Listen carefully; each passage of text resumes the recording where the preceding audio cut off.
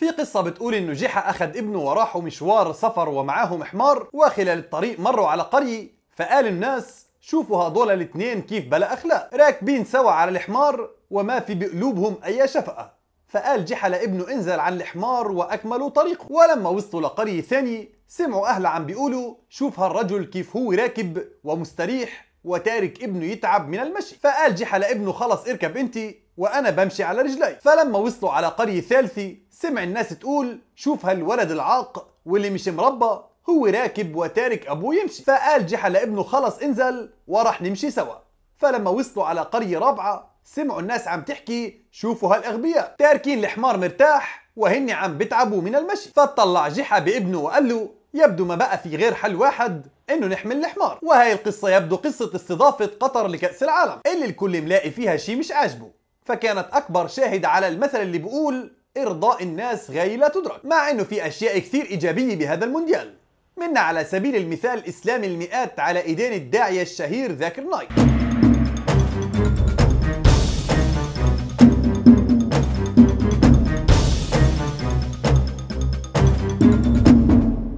السلام عليكم أولاد خالتي المحترمين. يوم الأحد الماضي مثل ما تابعتم انطلقت صفارة البداية للمباراة الافتتاحية لكأس العالم في قطر. النتيجة كانت مخيبة للمنتخب القطري، مع انه في صحفي صهيوني كندرائي كان ناشر كاريكاتور انه قطر راشي الحكام واللاعبين والعارضة والجمهور. لكن ما علينا، من بداية موسم المونديال بلش الهجوم على قطر من كل حدب وصوب، كله عنده شيء يحكيه ضد تنظيم المونديال. صحيح انه المونديال حدث عالمي وبيتابعه مئات الملايين من المشاهدين عبر العالم، وكل واحد له حق يحكي رأيه اللي شايفه، ومن واجب قطر تسمع كل الآراء بما إنها قررت تستضيف هذا الحدث. بس كمان في شيء مش منطقي بالحملات اللي عم بتصير، لأنه الانتقادات اللي عم نسمعها ضد قطر ما سمعناها ضد دول ثانية نظمت المونديال وأخذت نفس الإجراءات اللي أخذتها قطر. وهذا اللي خلى صحيفة إيكونومست البريطانية تقول بصريح العبارة أن الكثير من النقاد الساقطين ببساطة لا يحبون المسلمين أو الأغنياء. واستشهدت الصحيفة بأكثر من حجة. من الأشياء اللي ما عاجب ناس كثير ووسائل إعلامية موضوع استقبال الداعية الإسلامي الهندي الشهير ذاكر نايك وتحويل المونديال إلى دعوة لدخول الأجانب في الإسلام. وشفنا عبر وسائل التواصل حملة شرسة من كثير حاقدين.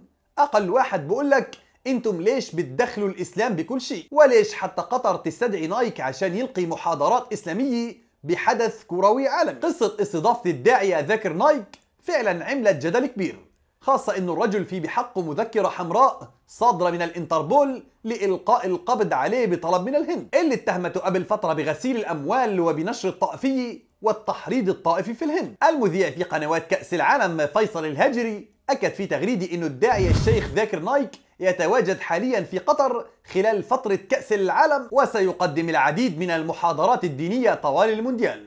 وحول إسلام المشجعين الأجانب ذكر الشيخ فيصل القاسمي عبر فيديو انتشر له إنه دخل بالإسلام بأول أسبوع 558 شخص في قطر. عدد اللي أسلموا فضل من الله تعالى خلال الأسبوع هذا بس من الجمعة الماضية للجمعة هذه 558 شخص دخل الإسلام بفضل من الله تعالى. في حين ذكر حساب عبر تويتر باسم ذاكر نايك إنه الحمد لله حتى اللحظة أسلم قرابة 887 شخص من جنسيات مختلفة، فلله الحمد والمنة. لكن واضح إنه هذا الحساب لأحد محبين الشيخ ومش الصفحة الرسمية للداعية ذاكر نايك. وأنا صراحة بتمنى هذا الشيء يكون صحيح ويكون في آلاف مش مئات دخلوا الإسلام في قطر، لكن حاليا ما في بإيدنا أي وثائق تأكد 100%. الداعية ذاكر نايك أشهر من إنه نحكي سيرته، لكن الكل بيعرف انه هو صاحب مؤسسة البحوث الإسلامية في الهند وصاحب فضائية السلام. وبحلقة سابقة عن ذاكر نايك كنت حاكي انه كان في ضغوط كبيرة لإسكات صوته لدرجة انه تم منعه من الظهور الإعلامي او إلقاء محاضرات عامة في ماليزيا، وهي الدولة اللي لجأ لها للإقامة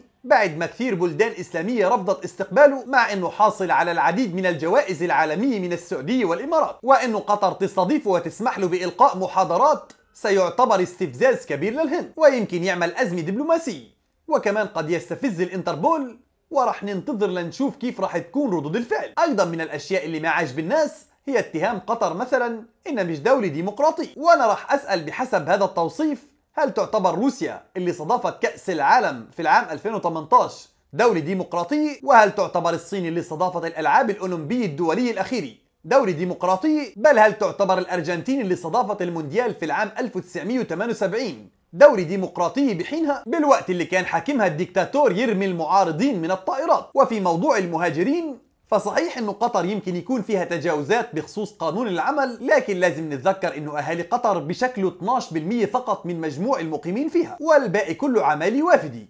يعني 88% من الموجودين في قطر هن عمال مهاجرين. ولو هذا الشيء موجود في الولايات المتحدة او استراليا او بريطانيا كانوا اقاموا الدنيا وما قعدوها. وعندك كمان موضوع المثليين. احتجوا جماعة الميم انه قطر رفضت السماح برفع شعار المثلية في المدرجات او على لباس اللاعبين، وسألت الصحيفة انه هذا مش جديد، حتى روسيا ترفض المثلية على اعلى المستويات ورفضت الموضوع نفسه، وانه هذا جزء من ثقافة البلد والقوانين الموجودة فيه. واضح من خلال تركيز الهجوم على قطر لاستضافتها كأس العالم، جزء كبير منه سببه انه هجوم ضد المسلمين.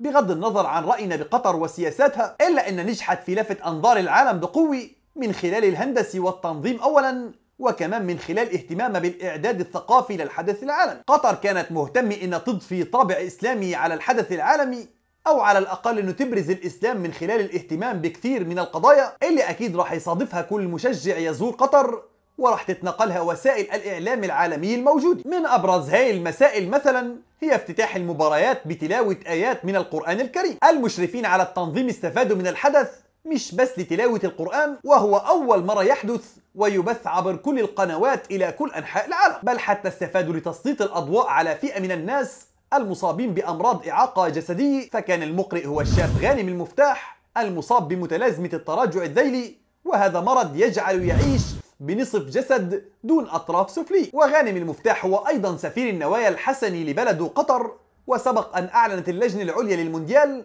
تعيين سفيرا رسميا للبطولة. ومن خلال الدمج بين تلاوة آيات القرآن الكريم واختيار شخص يمثل هذه الفئة من الناس بتكون الرسالة مزدوجة، بل انه البعض شاف انه الآيات اللي تم اختيارها للتلاوة تحمل بذاتها أكثر من رسالة، واللي كان من ضمن الآية الكريمة اللي بتقول: يا أيها الناس إنا خلقناكم من ذكر وأنثى وجعلناكم شعوبا وقبائل لتعارفوا إن أكرمكم عند الله أتقاكم. البعض شاف إنه اختيار هاي الآية هو نكاية بالمثليين، لأنه الآية بتقول إنه الناس من ذكر وأنثى وما في أي جنس ثالث على عكس ما بيقولوا المثليين، مع قناعة إنه اختيار هاي الآية هو لسبب إنها بتحكي موقف الإسلام عن التعامل بين الناس على قاعدة التعارف وتبادل الخبرات والمسارعة إلى التقوى. ومن ضمن الأشياء اللي عملتها قطر إن اختارت أفضل الأصوات وأشجاها لرفع الأذان ونشر أكشاك تعرف بالإسلام وكتابة أحاديث نبوية شريفة باللغة الإنجليزية في الطرقات لتعريف الناس بالنبي عليه الصلاة والسلام، وكمان منع بيع الخمور في المدرجات وبالقرب من الملاعب وغيرها من اللي عكس الطابع الإسلامي للبلد وللمنطقة العربية، كون قطر أول دولة عربية وشرق أوسطي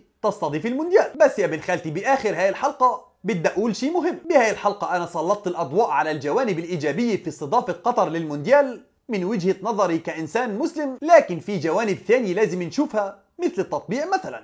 ما هو القصة مش تطبيل لقطر أو نكاية فيها، الصح بنقول عنه صح والغلط لازم ينقال عنه غلط. رفع أعلام فلسطينية في المدرجات ما بيغطي عن فتح قطر للصهاينة ووجود فضائيات للكيان في قلب قطر تعمل مقابلات مع الناس على كيفهم.